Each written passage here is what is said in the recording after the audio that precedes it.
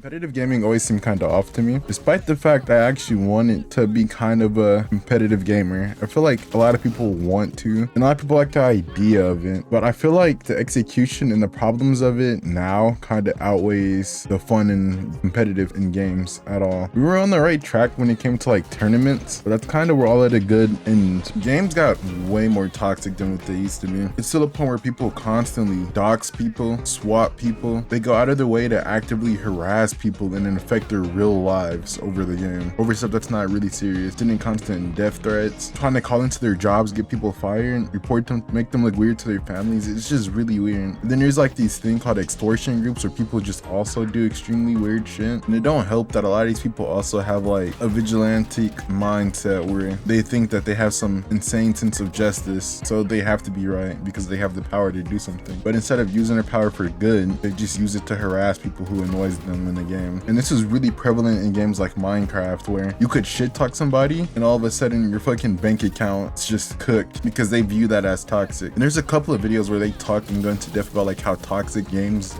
are now in ways that people don't often see. And it's like so upsetting because this is only part of the issue. Another big issue is the actual content creators. Content creators have so much power over the lifespan and lifestyle and the way a game is played and are impacted. And in cases like Marvel Rivals, content creators dictated and controlled the game and pushed their own narrative onto it. And so now Marvel Rivals is a reflection of what people wanted. And surprisingly, people get upset when they hear this. And I used to be somebody who used to get upset about this. I used to be upset when Fortnite stopped listening to its community. But now that I'm older and seeing how it played out, it's a good thing that a lot of these companies don't completely listen to their community. Sometimes they should, don't get me wrong, but a lot of times they shouldn't, because the community doesn't know what the vision of the game is. And majority of the time, they don't know how to like make a successful running business or game. That being said, toxic content creators have the ability to influence people, where if one creator says something about the way a game is or the way the game should be played, that becomes the way the game is and the game is played, and there's no other right or wrong way to play it. And then on top of that, some of these content creators use their platforms as ways or means to bully other people and put them down in ways that genuinely doesn't even matter. You would have a content creator who does nothing all day, gets paid $10 a fucking day, sit there and shit talk and play the game for 9 to 10 hours while living in their mama's basement, and unironically pull up somebody's stats and have people go out of the way to bully that person. So while that person's getting hated because they don't play the game as much as somebody else or because they're not as good, as if that's like a bad thing. You shouldn't be getting bullied for being bad at a game. Even though I get it's annoying, trying to force everybody to be meta players is so much worse than any of that other shit combined. And some creators go out of the way to also abuse their power to get people affected or impacted in their real life, where people lose money, jobs, sponsors, hell, even fucking school opportunities because of something a content creator said. Sometimes it's warranted, sometimes it's not. And then toxic game reviews as well. This is a big issue where it kills so many games because a content creator doesn't like it or doesn't like the person, so they tell a bunch of people not to play it, and then a bunch of people start creating and spreading false narratives about the game, and it's forcing everybody to switch the mindset or the way they think about the game, and it kills it. And if it doesn't kill it, it hurts it a major way. Earlier I mentioned people being meta slaves. Now what a meta slave is somebody who plays or does the most optimal character or play style or weapon or just optimal way of playing in general, not because they enjoy it, but because it's the best way to win. And this is the players that's doing whatever pros say to do, and that's a big issue because anything that's not considered meta or off meta gets flamed. And as a result for that shit, people don't like getting flamed. People don't want to just get bashed because they just want to play a game. And people like to ignore this issue by saying stuff like, oh well, they're just too sensitive. And that's not really the case. Sometimes people are just trying to be a good teammate, because it's either one way or the other now. You're either egotistical and a bad team player, or just a pushover and plays whatever your team wants. Neither of which wants to normally play like that. Sometimes somebody wants to do both, or sometimes somebody wants to play a different character. It's just different ways or different mindsets behind all of this. But as a result from this, creativity gets punished instead of rewarded. You can't have unique team comps anymore. You can't have unique ways of using weapons. You can't have unique fighting styles anymore, or you can't have unique play styles anymore. Because if you're playing anything remotely different from whatever the best of the best is playing, then you will get flamed, or people will get upset and throw. In Marvel Rivals, this is a really big issue where players would sit there and quit the game if you don't have the exact team comp that they want. And I don't mean quit the game by just leaving it. They sit and spawn and just fly around until you switch over, or they go out there and they don't try. They just go out there and die, or just autopilot. And so instead of you having a fair chance at playing the game at some point, you just don't. The amount of times I had people try to sit there and genuinely say that I'm an issue because I didn't play the best character, because I'm not playing, like for example, like Phoenix, right? I'm not playing the most optimal character in the game and they have an issue with them. Or let's go to a different example. Let's say you're playing a game like Valorant. People get upset when you don't have a perfectly centered team because it's harder to win that way. It's not impossible, it's just harder to win that way. And it's only harder because everybody mentally gives up. Instead of playing to their strengths that they would have from being creative, they just get upset and quit that they can't play the same basic routine way. And it just creates this game where whenever you play a new live service game or any game like this, there's just the exact same game every game. Exact same plays, exact same strategies, exact same mindset, exact same people. People don't grow, people don't get better, people aren't unique. It's just the same pattern over and over. And this is what made me stop playing Fortnite. I spent so much time practicing to getting good just to see that the meta is sitting in the storm and borderline cheating with random people and healing nonstop. There's no skill expression in that. It's just playing like a pussy. You can have a game where you lose to somebody who has no kills and hasn't even been around anybody at all. They just hasn't played the game, and yet they're in storm just healing for 30 minutes straight. Now it would be good, or it would be okay if that was like every couple of games or once in a while you met somebody who played like that. But because it's so effective, everybody does that, which means Fortnite stops being about fighting and it turns into fucking hide and seek pro edition. Now when stuff like that happens, it's the job of the developers to fix things that strays way too far from what they want and what the game should actually be about. And in cases like Fortnite, they try to do stuff like that, but trial and error, to being the first person to do stuff is really hard. But when it comes to stuff like rivals will stand on the most dumbest points and not change it. And I understand it. Like for example, people are upset that Hella has a stun. She's good at close, medium, and long range, because in games like Overwatch, Sniper shouldn't be good at close range. And the thing is, this isn't Overwatch, it's Marvel Rivals, so they don't have to follow those rules. And if Rivals wants to stand on that, they should. But then the issue becomes when there are ways of beating it that people complain about as well. They nerf those issues, or the things people complain about. Now this leads to people who are boosted in ranks because their characters are super good. You get into a game where you have healers who don't know how to survive for longer than a second. I watched a video yesterday where this dude was sitting there getting upset at his DPS for not protecting their healers from Ultron. It was a 2v1 and everybody was defending the healers, saying the healers should get help when it's a 2v1 against another healer. I don't know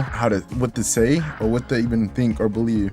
They're so boosted in Marvel Rivals that they can't even win a 2v1 against the character in like one of the worst characters in the game as some of the best characters in the game. And Rivals would sit there, the devs would sit there and be like, you know what, they got a point, let's buff them even more, because this is what the people want. They want the game to play for them. They don't want to have to put in work. They don't want to have to pay attention. Let's nerf Black Panther. Let's nerf every single DPS who isn't Hella or Phoenix or Moon Knight. Whenever we're feeling a bit quirky, we sometimes nerf Moon Knight by 1%. And let's buff the healers. So the higher you go, you run into healers with insane egos who are undeserving of their rank. And then you get DPS who does earn their rank, or who either plays Hella and Phoenix and don't earn their rank but still get there. And now the people who actually are good at the game is being punished for being good, because in Rivals, if you're actually putting in work and playing properly, sometimes you still can't get value anymore because of how overtuned some of these characters are, to the point where you might as well not even play that character and you might as well go ahead and play Hella and Phoenix. The devs needs to like either stick to what they believe in or fully give in and listen to the community, because they're doing like the worst of both parts. And I wholeheartedly believe that they want to be different from Overwatch. They should lean into the things that they believed in. They want everybody to be overpowered, so make everybody overpowered, except that's almost not really possible, but it's not impossible. That being said, if you're going to make everybody overpowered, you have to make everybody overpowered, not the people who complain the most about it, and genuinely just help other people, bro. Buff everybody else. I can't play Rivals anymore. I'm unironically stopped playing it because of this, bro. It just doesn't feel rewarding. Every game is a fucking coin flip. I'm hearing people at the top ranks saying that they have alt accounts where every time they lose like 2 in a row, they hop on a different account. And if your game is that busted where people think that the matchmaking is that cooked where you need to make different accounts and shit like that, that's a real bad issue. The game is designed for engagement instead of it being fun, and they buff or keep making things to help sell certain characters or agendas that they have. And then they have constant updates that keep people grinding, but not constant updates that keep people having fun. They sacrifice the competitive integrity to focus on keeping the game more focused on having people playing it. I'm gonna try to hurry up these last couple of points, but there's this thing, this peer pressure culture that's developing. This is a society issue. It just hurts to see it be implemented in games too. People are afraid to think for themselves now, and there's some people who copy the opinions of streamers or people who does whatever because of the fear of getting flamed. And then you have communities where they force people into the same mindset. These are all terrible issues because people aren't allowed to be themselves anymore.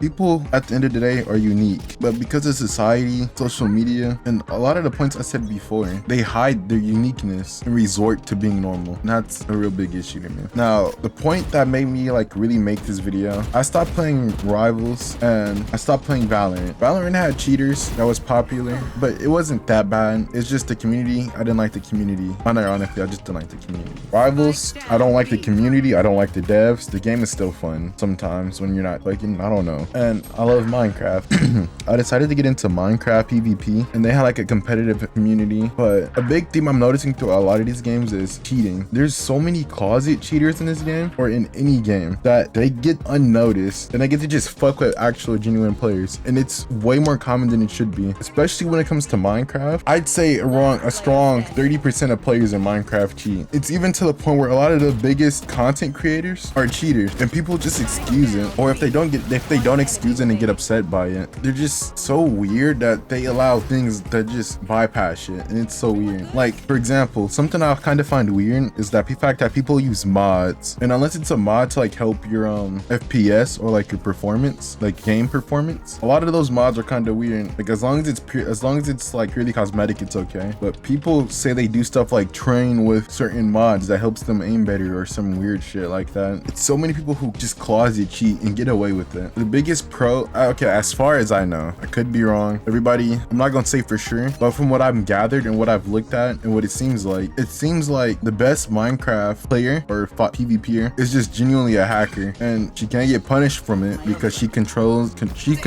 and runs the whole thing herself. And on my way of climbing up, I've always ran into people who cheated just enough to not get caught. And I'm not saying this because, oh, I died a lot to people. I've played with them and they've openly told me. And I had a couple of content creators for Marvel Rivals who I've played with, and I look at their match history and they'd have a higher accuracy than me, but play like dog shit. And I'm looking at like the way they aim and stuff like that, and realize that their aim is just hitting shots it shouldn't be hitting. And it's some very popular content creators who do stuff like this that nobody knows about because they're cheating just enough to not get caught. And it doesn't sound that bad, right? But the issue is you can have somebody who has decent aim but not perfect aim, and then they'll cheat a little bit, just a tiny bit, to make it so they hit a lot more shots than they should. And that unironically would change the outcome of the game, just that alone. A lot of games now need better anti-cheats, but I don't even know how to begin with that issue. No, it's unfortunate because competitive gaming really didn't fall apart because the players got worse. It fell apart because the culture around it became so toxic, paranoid, and obsessed with winning at all costs. People tie their rank or their skill to their self-worth when it's not worth all of that. Being competitive is okay, but competition without integrity is not competition. It's just a race to see who can abuse the system the best. And if that's all it is, if there's no more skill involved, no more skill expression, I think I'm gonna just be done playing a lot of these competitive games, unless I'm making it myself or hosting it myself. I'm gonna try giving Valorant a chance again because I hear they're kind of locked back in, but I've been playing a lot more single player games and just enjoying having fun in other games, which I suggest a lot of you guys do as well if you're having the same issues I'm having. It's a lot more games out there than the same standard 5 games everybody plays, and there's a lot of games that really needs recognition. So go out there and experiment with games you may enjoy, because these current games aren't it anymore. If you made it this far, thank you. You should sub. I love you guys. Thank you for making it this far, genuinely. If you have any thoughts or opinions, let me know. Drop them in the comments.